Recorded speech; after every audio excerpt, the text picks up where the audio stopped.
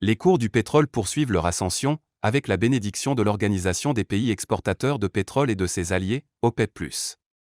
Résultat, le baril du WTI américain à 77,22 $ à New York. Les prix du pétrole ont atteint leur plus haut niveau en 7 ans après le refus de l'OPEP d'augmenter la production du brut. Cette décision risque d'accroître les tensions entre les États-Unis, l'Europe et la Chine d'un côté, et l'Organisation des pays exportateurs de pétrole et leurs 10 alliés de l'autre. Américains, Européens et Chinois craignent que l'inflation des coûts énergétiques ne fasse dérailler leur reprise économique post-Covid, alors que l'OPEP et ses alliés contrôlent plus de la moitié de l'offre mondiale de pétrole. Si cette décision est la suite logique de la politique de l'Alliance décidée en juillet, elle n'en a pas moins pris le marché par surprise tant elle va à l'encontre des attentes. De nombreux acteurs et observateurs tablaient en effet sur une accélération de la cadence de production en réponse à la forte hausse des cours ces 6 dernières semaines, de plus de 20% pour le Brent, la référence du brut européen, et le WTI, son homologue américain. Le statu quo de lundi n'aura fait qu'alimenter encore davantage cette envolée, de l'ordre de 3% en quelques minutes dès la fin de la réunion.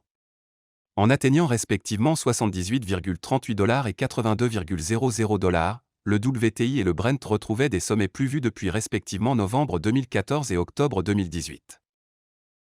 Incapacité de l'OPEP+ à augmenter la production.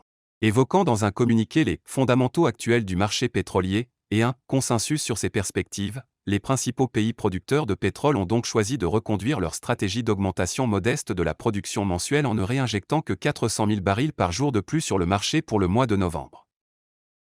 L'OPEP+ laisse encore, quotidiennement, près de 5 millions de barils de brut sous terre. Mais le cartel avait-il le choix ?